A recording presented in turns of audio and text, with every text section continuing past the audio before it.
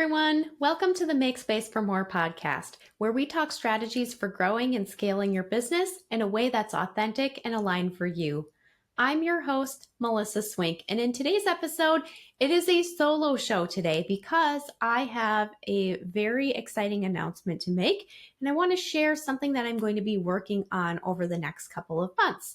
So, all of that being said, just wanted to first of all just check in with you guys as if we were having a one-to-one for the first couple of minutes here, virtual coffee chat.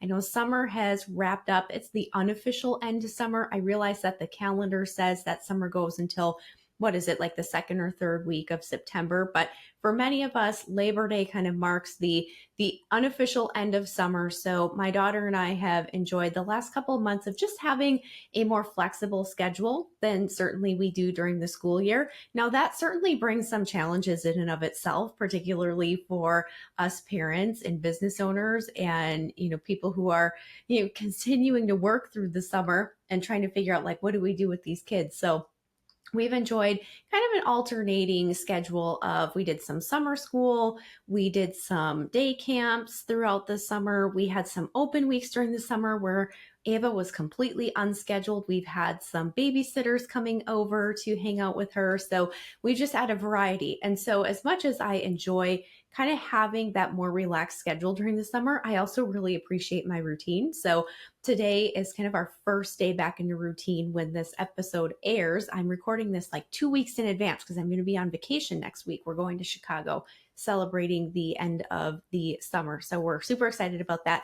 But when this airs, it will be the first day of school. So I'll have to keep you guys posted on how that goes. Ava's going into 5th grade, going to a new school.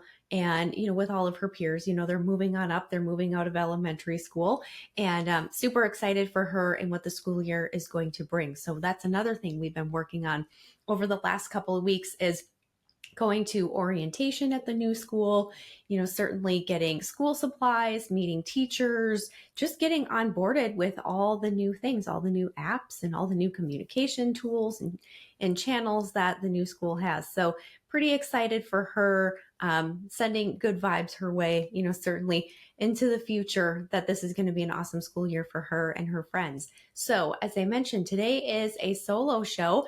We've had so many wonderful guests on the show. I highly recommend going back and listening to those episodes if you haven't caught up on them. They are just full of so many great stories from such a variety of business owners and executive directors and people with a variety of backgrounds, a variety of skill sets.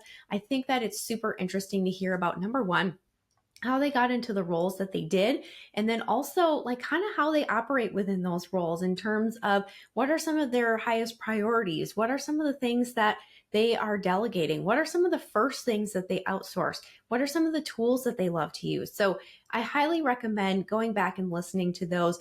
Everyone who's been on this show, I work very, very closely with in some way, shape, or form, or I know them very well. And so I wanted to highlight their stories. They are not paying to come on the show. I'm not paying them to be on the show.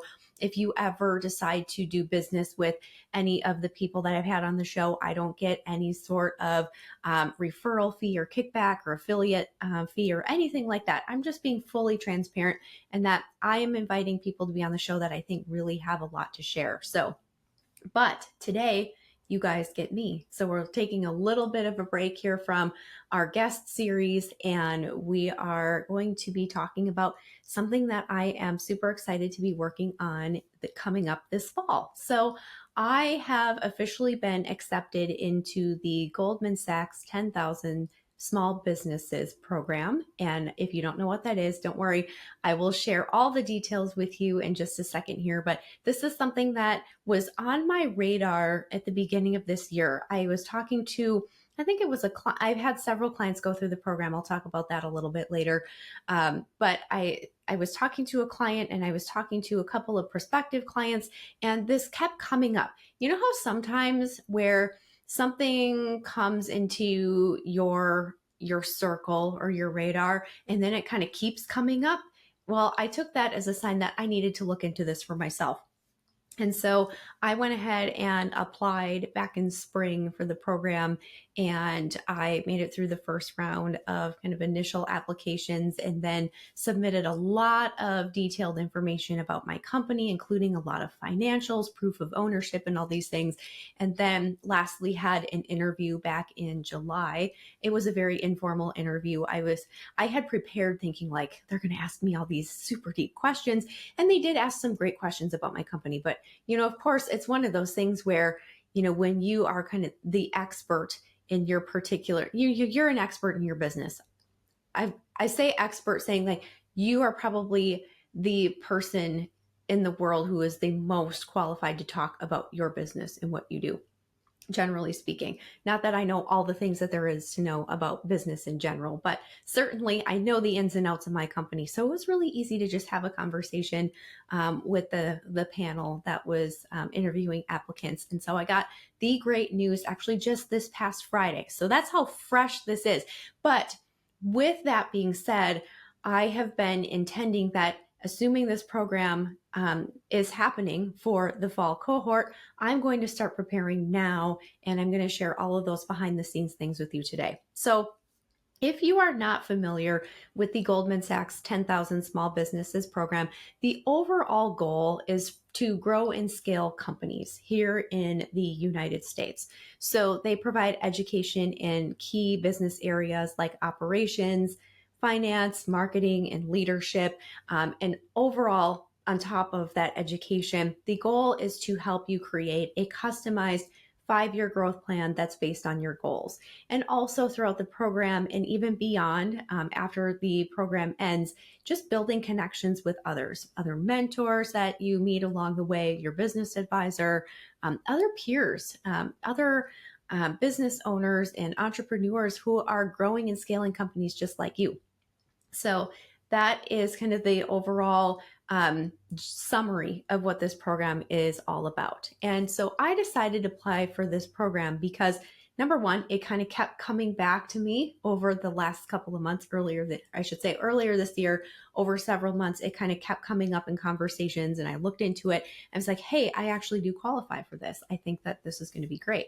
But my clients, I've had, I want to say like 3 or 4 clients in the past who have gone through this program, and they found it very transformative. In fact, way back, I think it was in 2015 into 2016, I had a client who was part of a cohort in her area. So I'm going to be in the national cohort. There is no program that is local to me, but she was in a local program where she was meeting face-to-face throughout the week. This was pre-COVID, again, back 2015, 2016. I was working as a solo VA at the time, and I was serving the role as her executive assistant. And I was actually helping her with some of the exercises that she was working on and some of the work that went into building out this 5-year growth plan.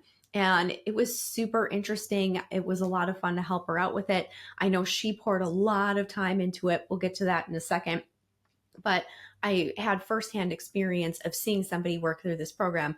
And then other clients over the years who have gone through the program have talked about, how valuable it was. And so me being a lifelong learner, certainly piqued my interest. Some have described this program as like a mini MBA where your own business is the case study. So I'm not going to lie. I'm super excited to take some classes again and meet with a business advisor and meet other entrepreneurs who have a similar mindset to me. Super excited to get back into that environment because it's been quite a long time. As you know, I have a great business mastermind group that I've been a part of for years. I have great coaches. I'm a part of great business communities, but they have not been as structured as this is going to be. So I'm excited for that experience. The other thing is that I've talked on the podcast before, especially when I had Jenny Schubring on the podcast, about how I have taken some steps over the years to learn more about my strengths. And so with that being said, I understand that futuristic for me isn't in my top 5 or 10 strengths. I believe there are 34 strengths, and futuristic for me falls somewhere in the middle. And so when I think about, when somebody asks me, or when I think about, where do we want to be in 5 years? I kind of draw a blank. And it's not that I feel like everything is very tentative in my life or my business, but it's just like, I don't know. I kind of have some general ideas, like on the business side of things, continuing to grow, right? We want to hit, $1 million plus at some point, sooner rather than later, preferably. Like we're working on that. Would love to continue to serve more businesses. Maybe it includes building up a new revenue stream. I see a lot of cool things that we can be doing with AI. I have ambitions, but as far as saying like, I want to be here and state it so specifically of, where I see myself in the company in 5 years, that's just not necessarily one of my strong suits. And so having that help with really visioning out and forecasting what does the company look like in 5 years, I think is going to be extremely impactful for me. And then also, I'll talk a little bit more about this. Overall, the goal is to create jobs as well. And so I am super excited about being able to do more of that. I have a fantastic team. Our clients, and certainly many of our past clients, will even tell you we have a great team around here. And we want to have more very capable and skilled and talented people being able to support the small businesses and nonprofits that are not only, our current clients, but also future clients as well. I'll talk a little bit more about jobs creation a little bit later in this episode. But all of that being said, this program and the fall cohort that I'm in runs from about mid-September to about mid-December. So it's about, 3 months or so, and it requires approximately 15 to 20 hours per week, not only for class times, but then also meetings with peers, meetings with advisors and mentors, and then also the work itself that you're going to be putting into the program. So it is not a small commitment for sure, but I'm ready for it. And I'm making some adjustments to really protect my time and be very intentional about where my focus and my time and my energy is being spent over the next several months. And I've also been working to make sure that my team is set up for success during this time as well. So I wanted to share a little bit more behind the scenes about how my team and I are preparing for me to participate in this particular program, because I think that it can be helpful for if, you, our listeners, are preparing for doing a similar program, or that you are going to be focusing on a large goal. Maybe you plan on writing a book. Maybe you are training for a triathlon. There could be so many things that you have in front of you that you want to be 100% focused on. And you also want to make sure that everything else around you is taken care of so that you're able to do that. Maybe you're preparing for maternity leave. I remember, back in the day, the first couple of years of owning my business, I was preparing for maternity leave, right? And trying to figure out, how the business is going to continue to run, even when I'm taking a step back. So no matter what you're planning, whether it be a maternity leave, whether it be to be heads down and all in on a particular goal, or maybe you're stepping back for other reasons and need to scale back your hours a little bit, I think it's super helpful to hear and get ideas on, what are other people doing when they've faced a similar situation. So first things first, want to talk about the podcast. So, and actually I'm going to take a further step back. What I am not doing and what my team is not doing is discontinuing any of the work that we're already doing. Okay. So I want to first of all say that client support is going to remain seamless. Our priorities are staying the same. We are all in 100% in continuing to make sure that things are running smoothly. So when I say that we are not discontinuing anything, I mean that we are not letting anything fall by the wayside. So a couple of examples of this to share with you. The podcast, we are going to continue to release new podcast episodes. I've been recording a lot over the summer. I'll continue to record for the first couple of weeks in September here.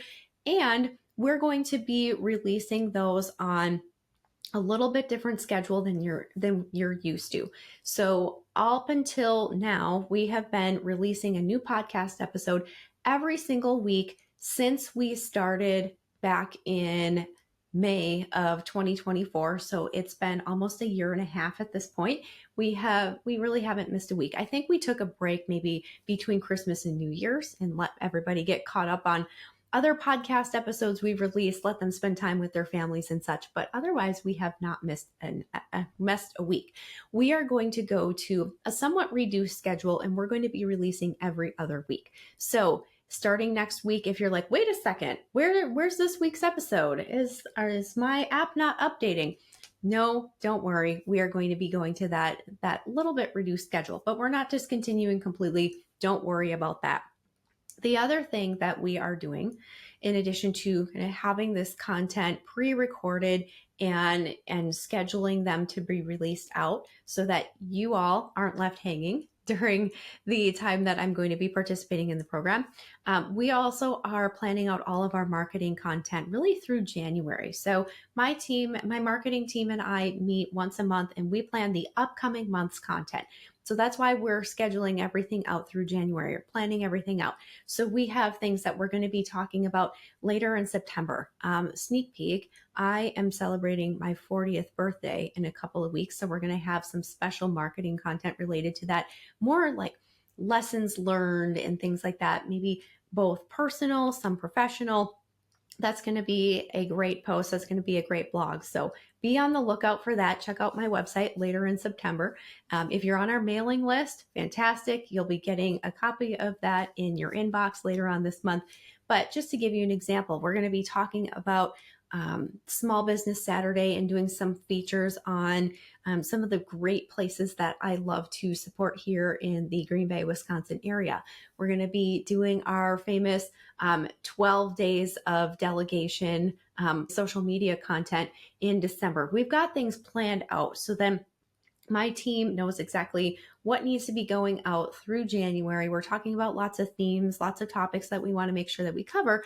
So marketing content is going to continue as is. So we're still going to be doing all our social media.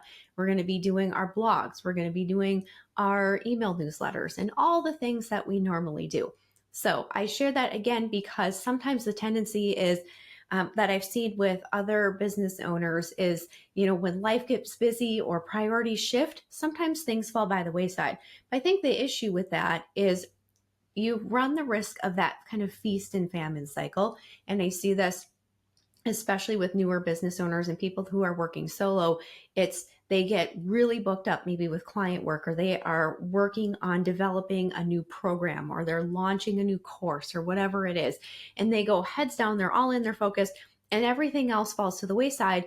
And then all of a sudden you're like, wait, okay, I'm ready for more business again. And then you got to kind of ramp things back up again. So we are not going to miss a beat on our marketing, but we've talked about it, we've planned for it all in advance. So then everything will just continue to run with the help of my incredible marketing team while I am focusing on this particular program. The other thing that I've done over the summer is increase the work that we're doing with our bookkeeper. We have a fantastic bookkeeper who supports me and my business, and I have delegated additional accounting responsibilities over to her so that I am not the bottleneck for certain processes that absolutely need to happen at the company. So this was important, even if I did not get accepted into the Goldman Sachs 10,000 Small Businesses program. I looked at this also from a risk standpoint. So some of the things that she is taking over include team payments. So all of our client invoicing, I should say 98% of our client invoicing is fully automated. Invoices raised every month, payments automatically processed. There's very little intervention that needs to happen with our billing. So there's just a little bit here and there that needs to get manually billed out. Like if a client adds on a project, or we need to bill a client for some extra hours that we work with their prior permission, little shameless plug there. We don't send surprise bills, but anything like that, those are kind of one-off things, but also more importantly, team payments. So making sure that all of our vendors and team members are getting paid in a timely manner. And for the longest time, and I actually enjoy accounting, I will preface this by saying that I started off as an accounting major in college. I really appreciate the cash flow and the budgeting and everything. I nerd out on that stuff. I love spreadsheets, but I also recognize that by being the only person who could transfer funds and make payments, and that was a risk. That was a risk because God forbid if anything happened to me or I suddenly was unavailable to, transfer funds, make payments, and do some of those critical accounting processes and some of those crucial pieces, then things would come to a halt pretty quickly. So I wanted to make sure, and there was something on my mind where I'm like, I really need to get somebody else cross-trained on this. And then there was a question of who do I have do it? Is it my executive assistant? And then my bookkeeper was completely open to taking this on. So we have spent some time over the summer, first of all, getting her access to the systems that she needs access to, which involves, banking and things like that. So there's a few more steps. It's not like just, securely sharing a password to a particular, software or a website. There's a little bit more to it than that when it comes to, money and finance. So took us some time to get permissions set and make sure that she was able to do everything she needed to do, streamlining the process so that it wasn't so convoluted to share with somebody else. So there's been a lot of work going in behind the scenes in order to make this happen. But again, now we have her up and running. So then I am not going to be responsible for those particular activities while I'm focusing on this program. And added benefit, again, just to reiterate that from a risk standpoint of me being the bottleneck, that is then alleviated by having her involved.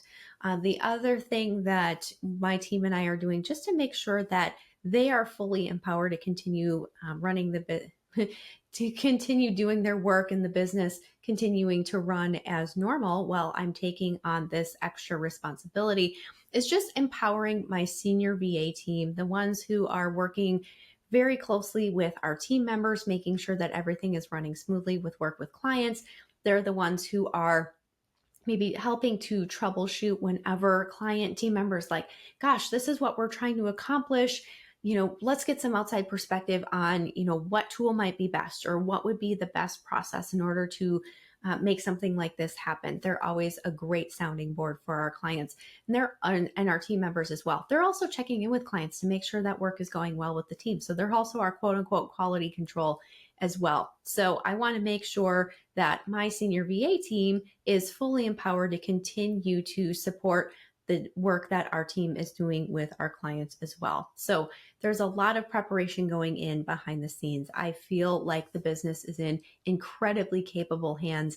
I do not expect to have client services disrupted at all by my participation in this program. If anything, I think things are going to be elevated to an even higher level after this experience and being able to introduce all kinds of things that will make our work even better with our clients. So I realize that was not very eloquently said, but you get the idea. I think that overall, we are just going to go to a whole nother level with not only, creating jobs, but also with supporting our clients and, our businesses and our nonprofits as well.